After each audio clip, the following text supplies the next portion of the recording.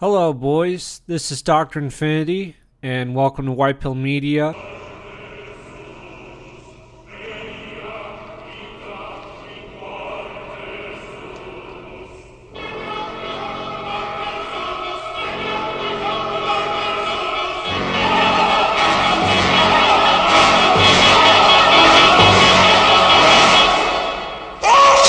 This week, I'm doing something a bit different from my typical video where I would talk about like a TV show or movie or whatever. I'm going to be talking about the Bizarchives. I'm going to do a general overview of some of the books and stories that they've put out. The Bizarchives is a series of anthologies, and there's some novellas as well and some other stuff. And these are on Pulp Fiction. By Pulp Fiction, I mean like kind of Conan the Barbarian, Lovecraft. There's like science fiction, fantasy, horror. There's even like some noir stuff mixed in. And that's what I mean by Pulp Fiction. I was reading through Conan the Barbarian. I got this big Robert E. Howard, like the complete Conan book, so I'm going through that. And then, I was looking up other Pulp Fiction because I'm like, I'm liking some of this stuff. I've never really checked out Lovecraft, but, I'm open to it. And I ended up finding the Bizarchives online, and I'm like, yeah, what the hell? I'll give it a check. So I ended up buying like the first anthology, and, I liked it. I thought it was pretty decent. I bought the next one, and then the next one, and the next one. And then they also put out a few novellas. So I'm like, hell, I've read a lot of their catalog, not everything, but a lot of it. So I thought I would do like an overview and just give my thoughts on it. So this video is really going to be focusing on like the four anthologies. I'm going to talk about some of the stuff that I think works, what I like about it, and then like kind of my highlight stories from each anthology. And I'm also going to talk about the novellas that I have checked out. The Bizarchives has produced 4 anthologies of Pulp Fiction. I like anthologies. It allows you to get a feel for an author, and then I'm willing to check out more of their other work and their novellas and such, which is actually what I did. I really enjoyed this one writer in particular, A. Cuthbertson. I really liked him, and I liked his little short stories, and then I saw that he had written some novellas, and I'm like, hell, I'll check those out too. And, I also enjoyed those. So it's like, I think it gives you a little taste for some writers, I like that. I also like, with it being anthologies, you can just like hop into a bunch of different stuff from like, pulp kind of Conan-y something, and then boom, we're doing like Lovecraft horror and everything. And it's like, sweet, and there's some really cool, like interesting ideas and all that going on. And you can also just skip stories that you don't like. I did do that on occasion, but because it's an anthology, that's totally fine. Some stories aren't like really my jam. I'm not really enjoying them. Overall, this video is a recommendation to at least give it a shot, and I'll talk about the strengths later on. But I did enjoy these. I like the Bizarchives. I like what they're doing. On their website, it seems like, which is just the bizarchives.com, it seems that they're out of stock for a lot of their books, but they're available on Amazon, so you can check them out there. I believe all of the anthologies are like $10, which I think is fair. I think it's fair for the amount of content you're getting, and this is like a really small indie publisher. I think that's totally in line. And the novellas, I think, are a little cheaper, maybe like $9 or like $8.50 or so, which I also think is totally fine. Anyways, I'm going to hop right in. So, Bizarchives, the first anthology. There's something I want to show you. Come on, I'm not going to turn you in. I'm your friend. Come on. In the first anthology, we get introduced to, and something that I think like works really well and I think is really cool is that you kind of get a serial publication. Like some writers have like their own like have their own like characters that carry over from like Bizarchives 1 to 2 to 3 to 4, and we get to follow them in their stories. And I think that works best with this character Lex, right? And that's written by Dave Martell. He's the, I guess, editor or publisher of the Bizarchives, right? He does that. There's a few other like serial works in the Bizarchives, and I think those are neat as well. And I think it's a good format for that. Like, character will go on an adventure, kill a monster, he will do something in this publication, and it's not so overly complicated and overly detailed, not in a negative way. I mean, simple as in good, where I can pick it up in the next, anthology, and I'm not really like lost, or I'm like, what the fuck's going on in this world? So I like that. We get introduced to Lex. There's a good short story called Baby Teeth. I thought that was good. I think they've done a short film of that as well. Tanner's Gold, that's an introduction to A. Cuthbertson. I like that quite a bit. That was cool. That was cool. It was good to like be introduced, to an author that way. I'm like, oh, this is kind of neat, I'll keep an eye out for that. And Grandma Moves In. Yeah, these are kind of just my top 4. There are other ones I think are pretty decent. There's some that I think are a little below that, but it's decent.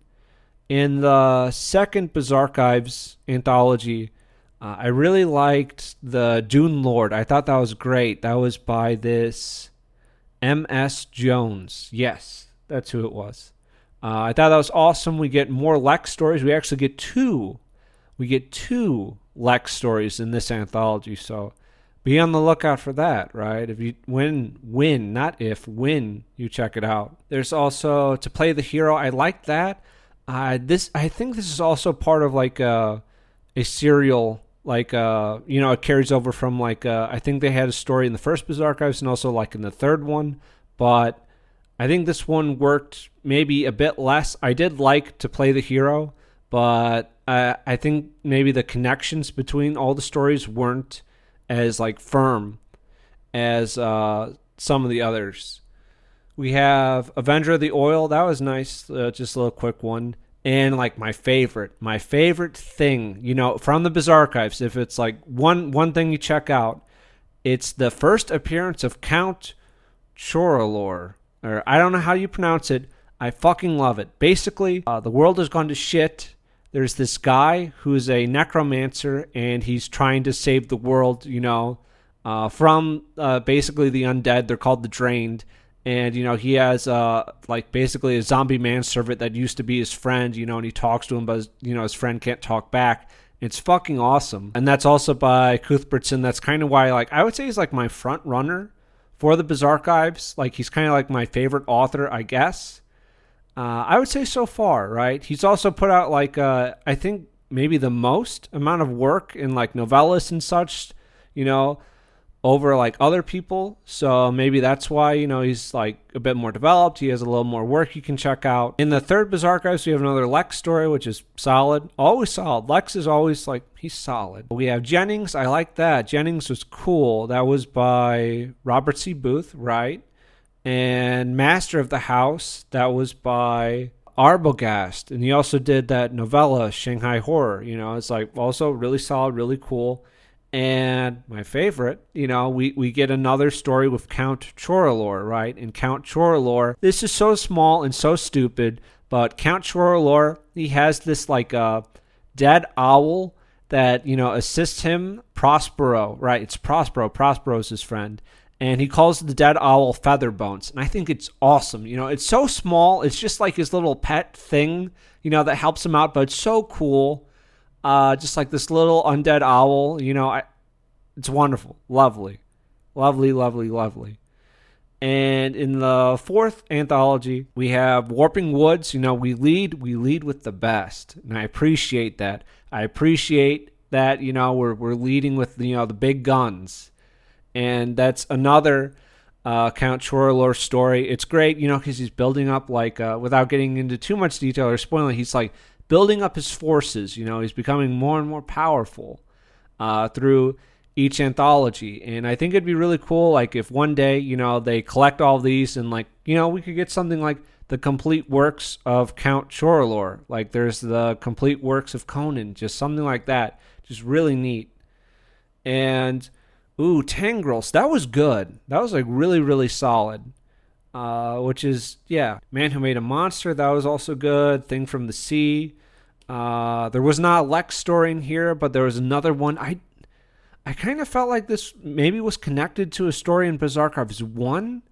like maybe the same world at least. I'm pretty sure there was, but I kind of ran into a problem where I read like the first Bizarchives anthology months ago, and then like 2 and 3 also months ago, and some of the novellas a while ago. But recently, it's like I've done the fourth Bizarchives and like Shanghai Horror and the Molly Bubdus Articulate. I've done like those very recently, and the other ones have been months ago. So it's just like kind of a pain in the ass for me to go back and like, what did I like, what did I dislike, etc. So speaking of the fourth anthology, I'm just gonna stay on course. This is not like I didn't want to make this video as like I'm attacking this person, I'm shitting on this person. That's not what this is about. This is just about like showcasing indie work. I think the Bizarchives are definitely worth it, but I did notice that in the fourth anthology we have this one story called Happy Valley. And there are a few like little editing mistakes. It's not huge, but it's something I noticed. Like if we're driving down the road in a car, right, and that's the story, these would be like little potholes, which it doesn't ruin it, but they do stand out. So I thought maybe another pair of eyes to take a look. And they're not like major, but I thought I would bring it up. It's been a while since I read the other anthologies, but I thought the editing was pretty good there, and this was only really in this one story, so it just felt like kind of a small mistake, but I thought I'd mention it because I did notice it. So I'll just have those on screen where it's just kind of like, I guess you're editing, and you thought you deleted like what you meant, you thought you deleted it, but it got left in, so now it's like repeating itself. Overall, I think the editing is like pretty damn good. I will say as well, for some of the short stories where it's like, they're kind of describing like an interesting world, like there's something cool going on, but they're putting too much into a short story. Like some of the writers, it feels like they're trying to like cram a whole novel in there when we're dealing with like 10, 20 pages, around there for like the length of some of these short stories. And it's just, it's a bit too much, and it's like a little overwhelming. There's this term I like. It's called incluing. And incluing is just, you're building up slowly. Like background information is given to the world slowly. And for some of these, I feel like just what some of the people are trying to do with short stories, like it doesn't work as a short story. This would work best as a novella or like a novel or like a series of novels or something, So I think they're trying to like interest you in their world, but it's a bit much. It's a bit too much. Let's use a good anthology. It's like trying to cram 20 pounds of candy into a 5-pound candy bag. All right, you get what I'm saying? It's a bit too much, and it's like something where I kind of get turned off for some of the stories. I think most of the stories are pretty good. I don't love all of them, and that's totally fine. It's an anthology. You could put it another way, and that would be like, let's say we're juggling, right? And this is a juggling ball anthology. And how does a juggler begin? Do they begin with like 1 ball, 2 ball, 3 ball, and they got a good hand on it? Or do they start with like 20, right? They start with like 3 or 2, and it's like, here's our character, here's another character, here's like the plot, and it's like, okay, going fine, here's a little more intrigue, here's another ball for you, right? And then, as you build up the story, and like for the novellas or whatever, like whatever story, this applies for everything. It's like, you don't want to overwhelm the juggler at the start, right? But for some of these stories, and I'm not trying to like for some of these stories, you're trying to start with like 20 balls in the air, and obviously, and you can't catch them all, so they come crashing to the ground. And then, just imagine like, we don't do good with like images and graphics on this channel. We're pretty low budget, and it's very fucking late on Monday night, and I have work kind of early tomorrow. But I was supposed to be finished with Shanghai Horror last night. That didn't happen. And now we're doing this video late Monday. Anyways, like imagine like a child, trying to juggle, and there's a angry clown, and he's got, an armful of juggling balls. He's just pelting the child in the face with juggling ball after juggling ball. Do you like my fucking world building? That's how it feels sometimes. But not all the time. Not all the time. I really like the stories I all listed. I think they're all solid. Uh, Even if, like, I would say if you're kind of like on the fence about pulp fiction or whatever, like some of the novellas, I think, I'll get to those in a second, but at least check those out. I think those are, those would be a good, like, healthy way to get in if you don't really want to do an anthology. But the Count Chorolor, that's the front runner, man. That's the fucking front runner. And that's not a shot at any of the other writers. There's plenty of other writers in the anthologies I liked.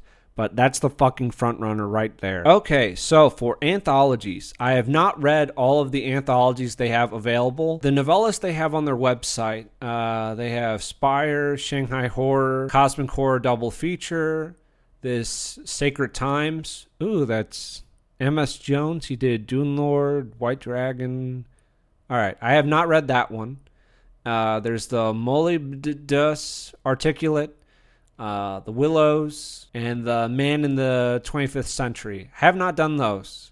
So there's like 3 I have not done, but I have done the rest. So we're going to talk about the rest. So Spire, this is from my boy, my front runner, my Feather Bones, right? This is a sci-fi novella. It's decent. This is decent sci-fi. However, I prefer some of his other writing. I prefer another novella that he did. And, I kind of like Count Chorolor 1. In my opinion, I think this hits the action a little too fast. I think I need a better sense of, like, why it all matters and what's happening. Why do I care about my main character going through all this? I feel like it could have used a few more pages in the beginning to set me up for me to care about all the stuff that's happening towards the end, if that makes sense. Basically, there's a colony, there's this big alien spire, and there's some weird shit going on. And it's pretty short, but I think it's pretty solid. It's pretty decent. I'd give it like, 3 stars or so. Pretty decent. The other novella that Cuthbertson has done is a double feature, which I liked a lot. It's Dredge and the Prestwick's Project. I've never really read Lovecraft before, and these are like Lovecraftian pulp fiction, I guess. I thought this was great. I thought this was really, really awesome. Just like solid stories. They're really like good little worlds.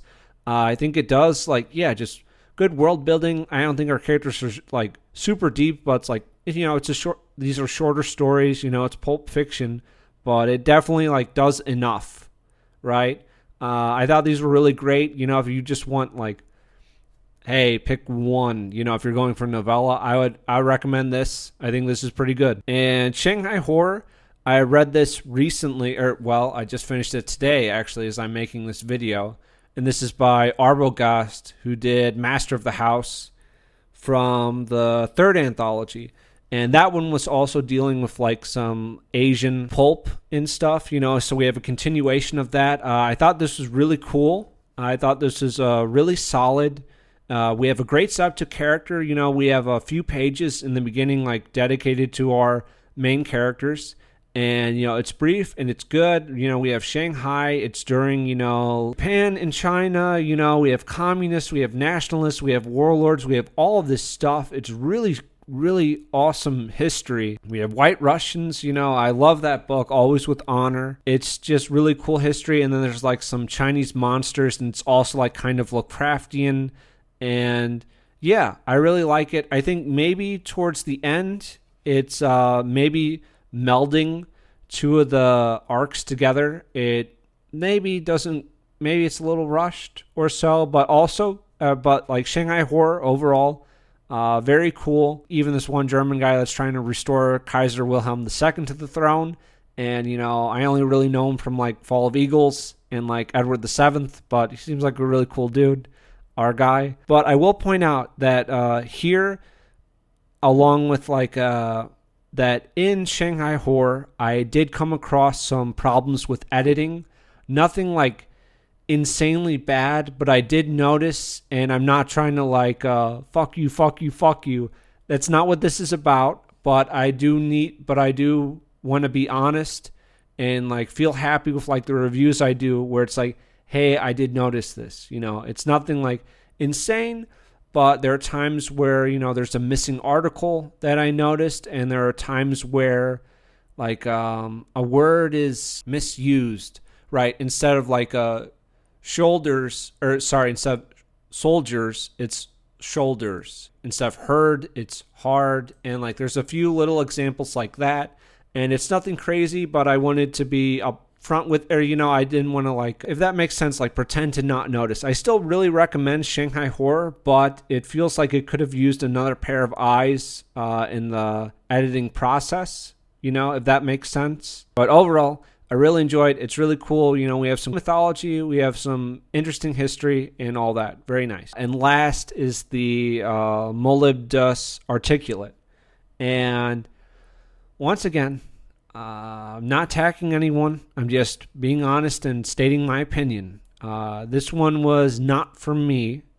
I did not enjoy this. I did like this author's other short story, Baby Teeth, from the first Bizarchives anthology, and I liked the little short film they did with it. But I did not like this. This is also kind of a PI 1930s detective, and there's some Lovecraftian stuff going on, right? I would say it's just I never got too much of a sense of our character. Like we got, it was too fast. Like Shanghai Horror, as an example, I think it does a really good job taking those first few pages to create our character, right? While in Articulate, it doesn't really do that as well, and I don't have a really good sense of them, if that makes sense. So while everything is kind of like going on in the story, it's like I don't really care because our characters are our vehicle for the story. And if we don't have characters we care about, then there's just events happening, if that makes sense. And also, I don't know if this is like a homage to like how like Lovecraft wrote, because I haven't really read Lovecraft directly, just like Lovecraftian inspired fiction. But I don't really care for the writing style. I feel like I'll post an example, but I feel like there's too many words to describe something that could be described more simply, so, and it felt long despite the shortness of the novella. I just want to be direct. I would say I don't recommend The Articulate, but I would strongly recommend Shanghai Horror. There's some little editing mistakes, nothing crazy.